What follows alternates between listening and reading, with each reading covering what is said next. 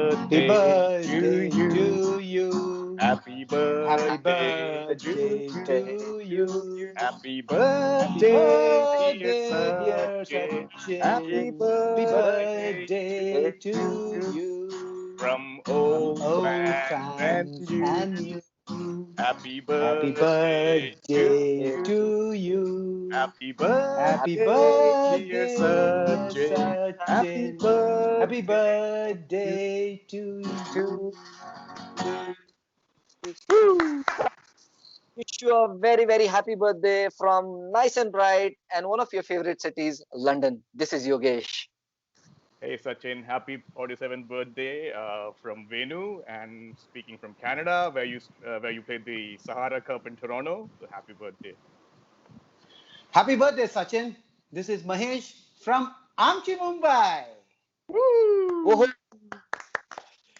Okay, guys. So we are back, and this is our second episode of the Cherry and Timber Talk. So welcome back once again.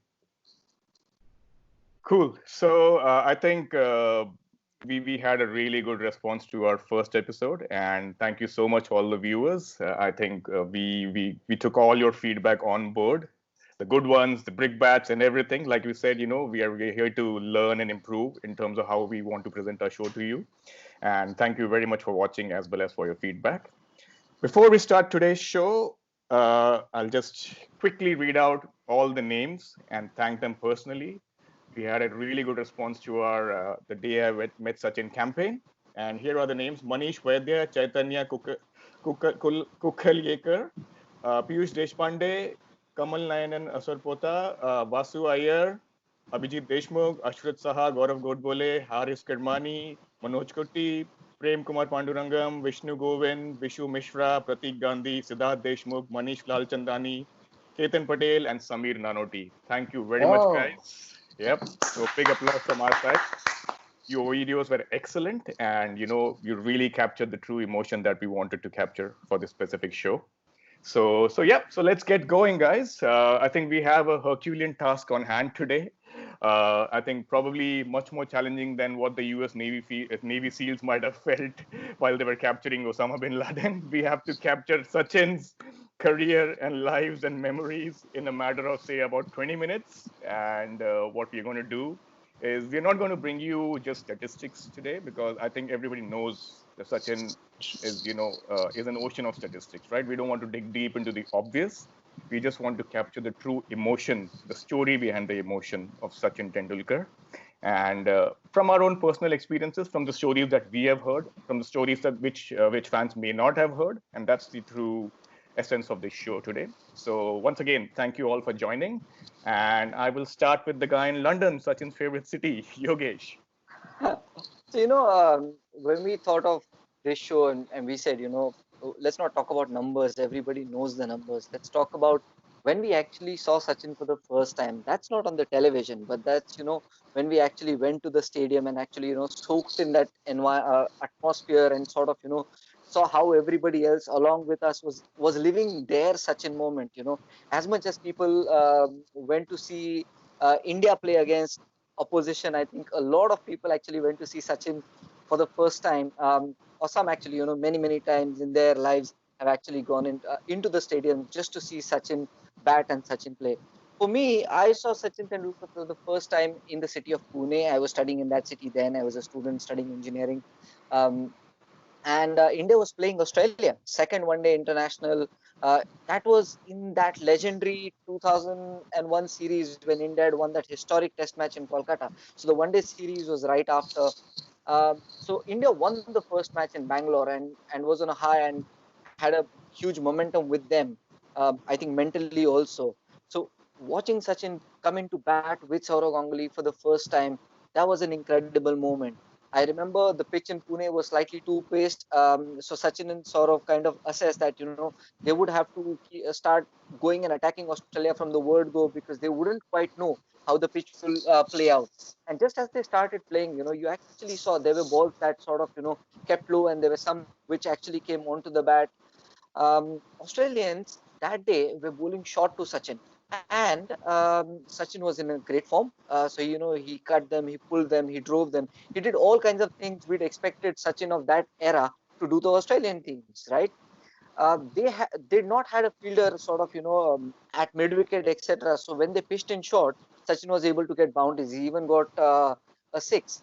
Then Damien Fleming, I remember, he pulled one shot, quicker one, actually took it to Tendulkar's neck high. Tendulkar pulled by instinct, and then that catch was taken at square leg by Lehman. I think that day Sachin scored 32 runs. It was a breezy knock, and you almost sort of felt at that moment, right, that all that we were seeing in those 32 runs, did Australians actually had a plan in the background that they actually wanted him to go after them for a while and then try and see if they can get him in the net. They actually got him in that net. It just made you wonder for a moment that Sachin didn't sort of bring his best out every time he came to play, but there were times when he actually brought out the best of the strategic and the tactical mindset from the opposition itself.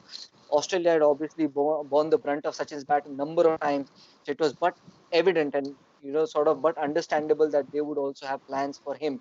Now, remember Pune, Mumbai, these were sort of tracks that Sachin had made a lot of his career from, and he was very familiar with how these wickets would behave, and so sort of his tactical plans were very clear. That day, Australia had obviously figured him out, figured a way out of getting the better of him. But the story isn't really about Sachin sort of scoring 32 runs. The story was, when Australia started chasing, and I remember Marco started going after fast bowlers and also spinners. And every time Sachin came to the boundary, right, the way the crowds used to react to him, almost going and sort of, thudding against the iron rails and screaming, Sachin, Sachin, Sachin. Now imagine standing on the boundary rope, trying to focus on the action in front of you. You don't want to miss a ball. You don't want to miss field. You don't want to miss a catch. Being Sachin Tendulkar on the boundary rope, the noisiest workplace one could ever imagine. A lot of times when we are working, little things distract us. Remember, for 25 years, that was this man's workplace. Wherever he went, love followed, adulation followed, a lot of noise followed as well. Then you remember the kind of focus this man must have had to actually, put the blinkers on and go about his game as nothing else was happening around him. Now, every time he actually came to the ropes, he was polite enough to actually greet and take that applause in. That spoke of man's humility, the humbleness. Like he kind of understood that he generated that kind of emotion from people. He acknowledged it. A lot of times he's also spoken how grateful he feels of the love that he's received from people.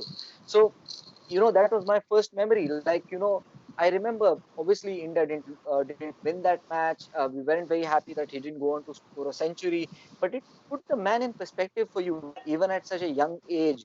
Sachin Tendulkar in 2001 was world's number one batsman. He was ruling in every sense of the way, um, but no ego, always humble, always assessing the situation, always assessing the opposition, and being focused as he was. Now, you could say 2001 sort of came in the middle of Sachin's career. So there was pre-era, that made us understand the man he was and the greatness of the boy wonder, going Yep. on to become in 1998 the batsman. He was the world's best. And after 2001, we obviously saw how Sachin Tendulkar changed the very fundamentals of his game so that he could elongate his career. In Absolutely. 2001, when he played that inning, and just after, I think he was on the verge of getting 10,000 ODI runs at that point. There was Yep. an interview taken, and he was asked, Sachin, how long do you think you can go? Sachin said, I think I'd be happy if I can play this game for another 10 years. This was 2001. Sachin Yep. retired in 2013. No cricketer I remember has had that longer career, but of Yep. course, but being able to sort of change his method and adapt his game in such a way that he could Mm. be relevant before 2001, Yep. and he could be relevant after 2001. Yep. I just feel great that we've been able to see that journey. 141 other players have lived through Wow. the Sachin area and played for India, be it one day internationals or test matches. And every time you think of these names, right, actually, it's not the years, but the entire evolution of Indian cricket between 1989-90 Yep. to the time when Sachin retired actually Yep. goes through you. So I Yep. think that's my personal experience of having seen Sachin live at the midpoint of his career. And the sense that I came away from it is humble person, somebody who made the opposition raise their game. Absolutely. Really well summed up, Yogesh. So hats off to you to sticking to your time limit. I know it's not easy. Okay, without much ado, I'll start off with my story. Again, like I said, and Yogesh already pointed out, started off in 1989. Uh, I started following him somewhere around that period. In the 1991-92 tour of Australia, which India had, and honestly, before that, cricket was again just a sport, but I didn't follow it that much. But thanks to my family members, my community around me, in India, it's given by default you will follow cricket at some point or the other time, right? So it's like I also kind of got into the groove, and when I saw a young man like him, maybe he was about 17 or 18 at that point in time, playing in Australia, and we used to hear stories about Australia. First of all, I was taken aback when I saw the size of the ground. Those big grounds in Australia, and now they have all Huge, huge. been renovated. So maybe some of the boundaries have reduced, but those days it used to be humongous. That was Yeah, the first yeah, time I actually saw, a batting pair take 5 runs by running between the wickets, right? So I yeah, was like, amazed. Wow, can you even do that in cricket? That was the time I actually started learning about the sport. And, everybody used to talk about how Perth was, supposedly the fastest wicket in the world, you know. But then the way he played that 100 in Perth, I mean, I don't want to talk about the statistical part of it, but the way he played those humongous Australian fast bowlers, and Merv Hughes, he used to look like one of those characters in Ramayana or Mahabharata with those big mustaches. And when he used to run in, I was like, this kid is just about 5'6", and this guy looks like a huge bully in front of him, right? How does he even face him? The way he drove him straight down the ground, showing that power bat. You remember that power Yeah, bat handle yeah. sticker. So that was something which caught my attention. So guess what? All the kids in our colony, in our society, got power bats, right? It's like, wow, this is Sachin Tendulkar's bat. I'm going to use it, right? So that was my first experience. Then I saw, then I started seriously following cricket from the 92 World Cup onwards. And India did not have a really good run there, but I think we did fairly well in certain games. We were unlucky to lose a few of them. But I love the Pakistan game. That was my first Indo-Pak, actual encounter that I saw live on television. And I think Sachin played a really good cameo there as well. So yeah, so that's where I started following cricket, and slowly and steadily, started developing interest for the game. And that was obviously thanks to Sachin and the way he, took the young generation forward from there.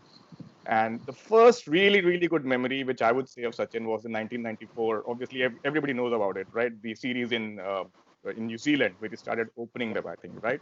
So that game, that 82 or 49 balls, it was for that time of or for that generation, it was like that innings was way ahead of its time, right? mm, You could imagine that kind of a strike rate and that kind of an impact in today's T20 world. But 82 of 49 in that era, of ODI cricket was unbelievable, you know. And it's not just the 82 runs which got an impact and which created an impact on my life. I think the very first shot that he played in that inning, before that, cricket was all about, hitting the ball hard, scoring fours and sixers and, bully the bowlers. And that was what cricket was all about. Because I was a young, say 9 or 10-year-old kid. I didn't know much about the technicalities of the game, and we didn't mm, have coaching back then, right? So it's just now that cricket has evolved. So the first shot that I saw is still etched in my memory. He played a perfect, straight drive. I don't remember the bowler exactly, but then I remember the shot. And the way he played it, it was nothing more than just a push. It just was just yeah, showing the full face of the bat, just a push. And the way the ball traveled to the boundary, I was amazed. I was like, can you even do that? He didn't even hit the ball, right?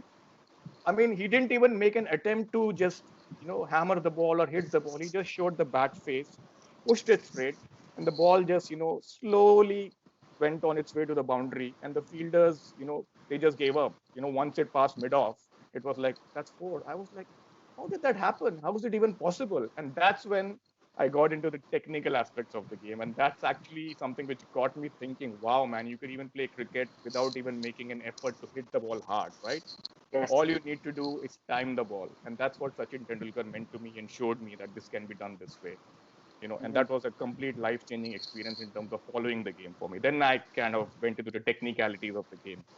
1996 World Cup happened. We all know what he did there, 500 odd runs, and amazing, right? So from there, the epitome of consistency started. Once he scored that first 100 in 94 against Australia in ODIs, after that, there was no looking back, right? So it was like every time he steps on the field, we expect nothing less than 100. So that was the amount of expectations that he carried on his shoulders. And I was like, wow, he's not just playing the opposition. He's actually, taking the pressure from a billion fans all over the world. That's what Sachin meant to me. And I think 96 is, I mentioned in my video that 96 is when I actually saw him for the first time on a cricket field. He was made the captain, Border Gavaskar Trophy, the first Test match, and that's somewhere, when I actually saw him in person, it gave me a completely different perspective. He was standing with Venkatesh Prasad, and when they were both standing together, Sachin was here, Prasad was here, and they were talking like this.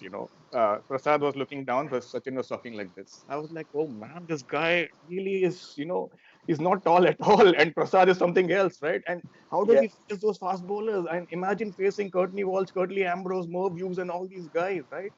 With that height, I was like, how does he even do that, right? I mean, it's so easy to be bullied. I was like, man, this guy is something else. And when I actually saw him in person, I felt the difference, right? On television, you may not be able to make out the height, but when you see him, it was like, Right. oh, wow, that was something else for me, right? So that even made my adulation more for Sachin.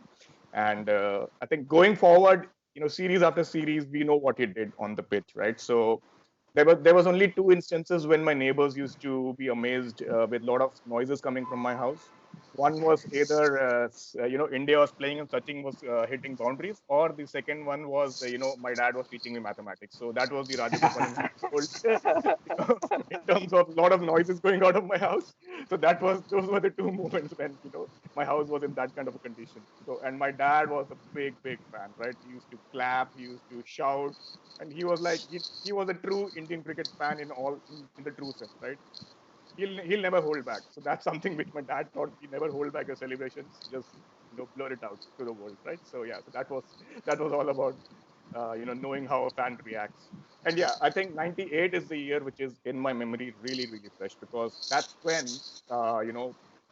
throughout the 90s we saw how talented Sachin was in Yeah. terms his stroke play, his brilliance. But then 98 he actually showed what superheroes are made of, you know if I could use that term. One Yeah. man standing up to the Australians, one man, literally. Sharjah was about that, right? It doesn't matter Very if true. you have 11 players on the field, but that guy, his confidence, his belief, and his aggressiveness that, we can do it, we will do it. Those Well two said. hundred sums up, Sachin for me, right? It's like, everybody used to be under pressure in those times. Fans, players, broadcasters. What if Sachin gets out, man? Television sets used to go off. So that was the kind of impact which he used to have on everybody else, right? So that belief, and I think Harsha Bhogle said, right? India sleeps well if Sachin plays well, right? So that Oh that yeah. that sums up, the true emotion behind the man. So yeah, so that was my journey with Sachin. Before I end, I think Yogesh already mentioned this point. I think I also, once he had all those string of injuries, in the early 2000s, it was then I started reflecting, right? As a cricketer, that was a phase, say between, say around 1992 World Cup, say till about 99. I don't Yeah. think he ever got injured. I mean, I don't Yeah. remember him being injured or missing a game. So that speaks about the epitome of fitness that he was. Imagine the amount of games that he played, the tours that he did, and how fit he was, right? And unfortunately, tennis elbow and all the toe injuries, knee injuries happened, and he turned from say master blaster to master accumulator of runs, which is fine. At least he was still doing the job. And Yeah. I Yeah. do understand how injuries can kind of take a different route to a career once you have those kind of injuries, and it can become a bit of a bottleneck. So yeah, so hats off to him to kind of mold his game in a way that he was still contributing. He was still the rock solid Tendulkar that we had, and Yes. still scoring runs. So yeah, so that's True. my journey about Sachin. And I think I'll just sort of sum that up, or sort of finish that saying in 2011, right? Yep. When India won the World Cup, and that was Sachin counts that as amongst the highest points in his career. Yep. Sachin was the highest run scorer for India in that World Cup. So it wasn't just doing it in 1990, 1996 and doing it in 2003. 2003. Yeah. But Yep. to be able to do that, I think he was the highest scorer for India, but the second highest overall in the tournament. Yep. Prolific. Yep. Absolutely. Great, Mahesh. Over to you. Okay, now you guys have spoken so much that it leaves me with lesser options of speaking about. So I'm not going to talk about Sachin's batting because I believe that Sachin was a great batsman, and there is nothing that we're going to talk about in terms of records about him. I will talk about Sachin's bowling and some of the things that Sachin has done over the years, which not too many people have spoken about. Yep. Now, Sachin went to Australia in 1991-92, the series that you guys have been talking about. There was the first tri-series match between India and the West Indies. I don't know how many people would remember that. The match was at Perth. West Indies was batting first. They scored 126 runs. Yeah. Being a fast track, India had 4 pace bowlers. Kapil Dev, Manoj Prabhakar, Subrata Banerjee, and Javagal Srinath. And the 5th bowler was supposed to be Ravi Shastri. Now, India got wickets after wickets, and we were in the game all through. At the end of 40 overs, all the 4 bowlers had exhausted their bowling. I mean, whatever, 10 overs they had bowled. The only bowler that was left to be bowling was Ravi Shastri.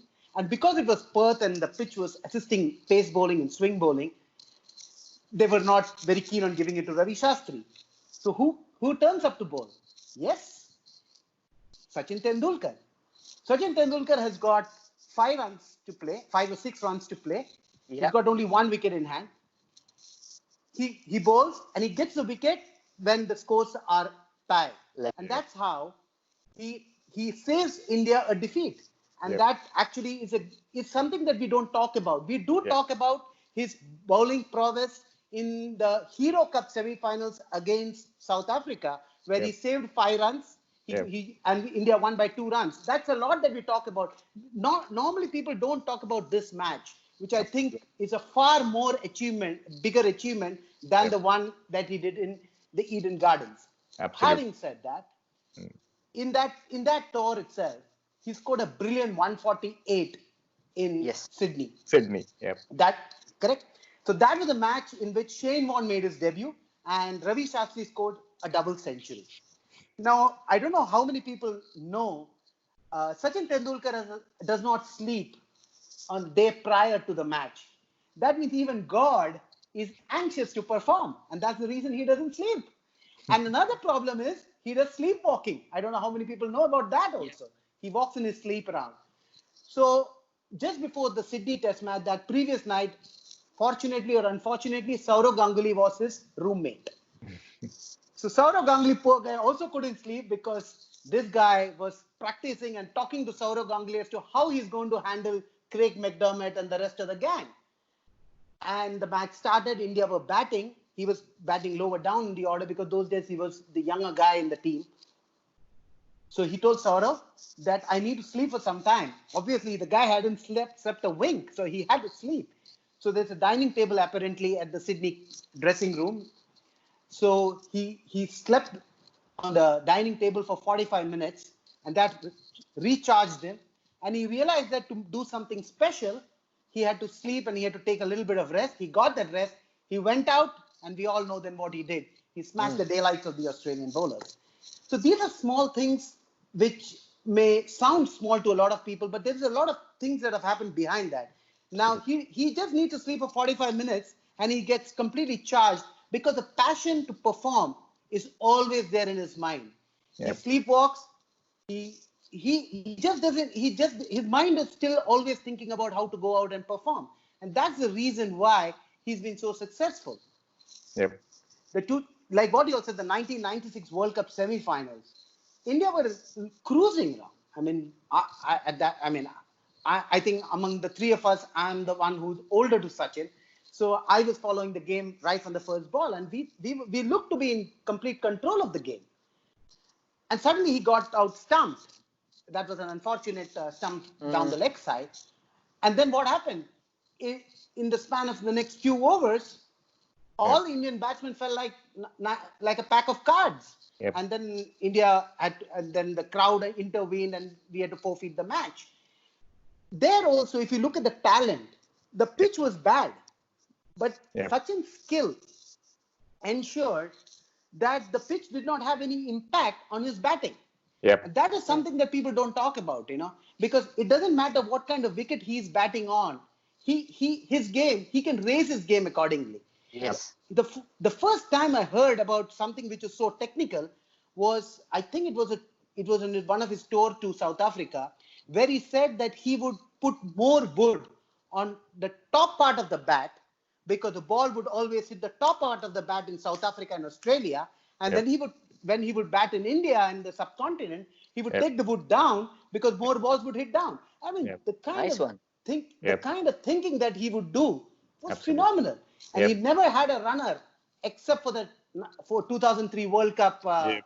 match Yep. against Pakistan, because he said that when he bats Yeah. and when the ball before the ball hits the bat, he knows what kind of run and where he's going to take the run. Yep. So the guy's mind is working like a computer. I mean, Yep. it is phenomenal. I mean, how can Yep. somebody think so much of cricket? The 2003 World Cup match, the critical match against Pakistan, I believe that during lunch break, Pakistan had run up a reasonably good total. They scored 274. And the kind of attack that they had with Waqar, Wasim, and Shoaib, it was not going to be easy. Okay. And what does Sachin do? He tells the 12th man, don't disturb me, puts his ear pods, listens to some music, and has a big bowl of ice cream. He has ice cream, he goes out, and by the time the ice cream has its effect on his body, India are almost on their way to a victory, because they scored the first 50 runs in 3 overs. Yeah. And they didn't have it. And the Pakistani bowlers had no clue. I mean, Yep. they were, they're some of the best bowlers. I mean, Yep. Akram, Waqar, and Shoaib, it doesn't get better than that. Yep. Absolutely. That's another story that, it just Right. tells me, yeah, tell me. Do you know what make of ice cream that was? Might just order some of that. Yeah. Well, the ice cream manufacturer will have to pay him a lot of money. That I can tell you. You know what, guys? I mean, I just remembered one more thing on the same topic, which I kind of missed talking about. When he said "boost is the secret of my energy," right? I studied management and marketing way back, way after that. But then I actually realized the power of a brand, and every kid was holding that boost in his hand and drinking Very true. it. Very true. Absolutely. Yeah. So then we Mahesh, go to, yeah, tell me, Yogesh. were you also at the match when Sachin actually retired? Oh, yeah, there was that. I'll come to that just in a minute. Because in Yeah. 2004, another very interesting thing happened. He went out to score 241, and we all know he didn't play the extra cover drive throughout that innings. But there's a very interesting story. He took his family out for dinner to a Malaysian restaurant before the match started, the previous night. Okay, and the family left the next day after the first day was over. So he ordered whatever. I mean, he loves to have good food. So the Malaysian cuisine he ordered, and he was batting on 73 at the end of the first day. So he told Ajit Agarkar, who he took along, and he told, let's go and eat at the same restaurant. I'm doing well, because that was one innings that he was really dying to score, because he was getting out, in the 30s and 40s. So he wanted to score some run. So he went. They ordered the same cuisine once again. So Ajit Agarkar, and he had dinner, and they came back. The next day he was batting on 220 not out.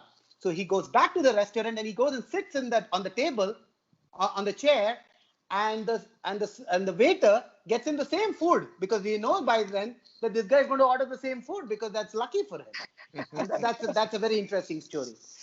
Okay, now we'll fast forward to the 2013 last test match, the 200 test match, and let me tell you, I was there on all days, and I went to the stadium probably 1 hour or 1.5 hours before the match started. Wow. And on day one, I was praying to the Almighty that India bats first, so that I'll be able to see Tendulkar bat. Unfortunately, West Indies batted, but fortunately they got all out by the end of the first day, and Sachin came to bat. And let me tell you, the kind of clapping that Murli Vijay got for getting out, he would not have got for scoring a century. People were ecstatic when he became out because they knew the man coming out is going to be Sachin Tendulkar. And that match was like a carnival. You had politicians, you had Bollywood celebrities, you had legends of the game, you had his colleagues, his ex. I mean, everybody was there. If you were in Bombay, you had to be at the Wankhede Stadium. It was as simple as that. He Nice played one. some real crisp drives, okay, Oh of yes. Tino Best. He played some beautiful drives, I thought, that day. Mm. And at the end of the day, he was 38 not out. I don't know whether Sachin slept that night or not, but I did not because I had half a mind just to sit in the same seat and not Yeah. leave the stadium because Yeah. I was thinking for some reason if I can't come the next day, I'm going to miss it. The next day the match started. I saw Sachin warming up. He didn't do too much of exercise. He had a couple of bats. He just knocked. I don't think he even went into the nets. He just Mhm. practiced, just did a few knocks, and he was ready to play the West Indian bowlers. And then at 74, he tried to play that shot. I thought Sammy, who caught the ball, was dazed. He didn't know whether he had to actually catch the ball or not. Yeah. And for probably a couple of seconds, there was pin drop silence. And actually, if you would drop a pin, there would be noise. And then the crowd realized that that's going to be the final walk. And then, the kind of emotion that I saw that day among people is unbelievable. I mean, people they were all standing, the entire crowd standing and clapping. And the moment he walked out, people started telling to Dhoni that he should Follow. immediately declare the innings Yeah. so that get the West Indies out the second time, and so they could see Tendulkar bat again. Anyway, that did not happen, but that's okay. Yeah. Yeah. I cut then after the match, the speech that he gave. Oh. I'm sure it was not prepared. He had just a few names to Yep. thank those people, Yep. but every word in that Yep. speech Yep. was from the heart. And I Absolutely. thought he spoke extremely well. I don't think even a prepared speech would have been so good. Yep. There was joy, there was sorrow, there was tragedy. I mean, there was all emotions on the ground. Everybody was extremely sad that they're not going to see Tendulkar bat again. But at the same time, every Indian in that ground was proud of a man called Sachin Tendulkar. And one small stat before I wrap up is that his mother came to see that match for the first Well, time she saw him play in the ground. wow. That is what Sachin Tendulkar was during that 24 years. I have one small anecdote left. I had the good fortune of meeting Sachin Tendulkar on 23rd of September 2019 at a party. And let me tell you, that 2-3 hours that I met him and I spoke to him a little bit about cricket was probably the best 3 hours of my life, and I have no doubt about that. Okay, one small thing to all the cricket fans, let me tell you, he said that he was able to point out that Marnus Labuschagne will be the next big thing to Australian cricket. So I asked him, "What makes you think so?" And Sachin said the way he left the ball outside off stump. Now, somebody who can judge a batsman by just Yeah. leaving the ball outside off stump sums up the greatness in the guy. Absolutely. Well done, Mahesh. Excellent. I, Really good you points. know, I hope Sachin saw me bat sometimes. I leave a lot of balls outside the. Good. No, I think there's a difference between leaving and getting beaten. You know what, Mahesh? Just to add to your last point when you met him, that was one of my biggest regrets of my life when I met him. You know why? Because I don't have a single photograph with him of that Mm, meeting. Oh, I was in the same room with him for 2 hours. And unfortunately, it was kind of a professional business meeting wherein I went with a coach and we had to make a presentation to him. He was sitting in the room for 2 hours, and I didn't have the courage to go and ask him like a fanboy, "Can I have a pic with you?" But I shook hands with him, and it was like, wow, amazing. yeah, I yeah. mean, I you was can, shameless. I was shameless. Venu, you can kiss that hand every now and again because you don't have a photo, but I'm sure that memory is deeply etched in your heart and will be forever, I guess. Absolutely. No, I actually managed to sneak in a secret photo from a guy who was sitting behind me. I was sitting in front of my computer and changing the slide. Guy from behind, I just told him, "Yeah, take photo, please." So he took a photo where I was facing the computer and Sachin was at the front seat. And there was a screen. I'll probably share with you afterwards. Okay, great guys. So thank you for summing up everything. We love this episode. But there is still one thing to do, which is a bit of a surprise. I wanted to hold it back for the last part of the show. We will be back after a short, not so commercial break. Right. Okay, so we are back and we are back with a surprise. Who's this guy on screen? We have Yogesh Mahesh and we have Harris Kirmani. So welcome, Harris. Welcome to the show. So Thank you very much. you are the lucky first fan to be interviewed by us on the show. So really good to have you on board. I'm glad to be here. Thanks for having me. Did you watch the previous episode? I did watch the previous episode. Enjoyed it quite a bit. Okay, nice, good. So we had this campaign, as you know, about the day I saw Sachin, and there were some really good entries by everybody. We were particularly interested in your entry because of two reasons. One being obviously you stuck to the timeline of 60 seconds, and that was really commendable. Second is you are from our neighboring country, Pakistan. So we wanted to hear a different perspective about Sachin. And I mean, I must say that was an Oscar-winning performance by you. Seriously, I would love to know from you, how did you hide those emotions, man? I mean, how did you lie so blatantly on that video? I mean, as I said on there, it's love to hate scenario, right? I mean, you got to respect what it is, but at the same time, just the dagger to the heart every time he hits it. So You must be just waiting, man. When do I do a Miyandad show and when do I get Venu, Yogesh, and Mahesh? And then we'll talk. Okay, great, Harris. So good to have you on board. So I think we have a few questions to ask you, and we'll keep it really brief. Yogesh, you want to go first? Right. Harris, so what was the first what was your first memory of seeing Sachin bat live or in any game as such? What do you remember of it? Yeah. I mean, first memory of seeing him bat was just mostly throughout the '96 World Cup itself. I mean, that would be where, obviously his legend started to be made, making about 570 runs in that cup. Even though they ended up losing the game, I think the most heroic knock I saw of Sachin was that semifinal one against Sri Lanka, where he was single-handedly keeping them afloat in that game. I mean, scoring 65 runs and pretty much, making it look like he was going to do it himself to go all the way, but then unfortunately overbalanced and got stumped, and then everything else from there just went bad. But that was definitely my first memory of Sachin in terms of like, wow, this is holy, what am I watching over here? And then having seen him in Sharjah a couple of times, I mean, the one I gave was a big one.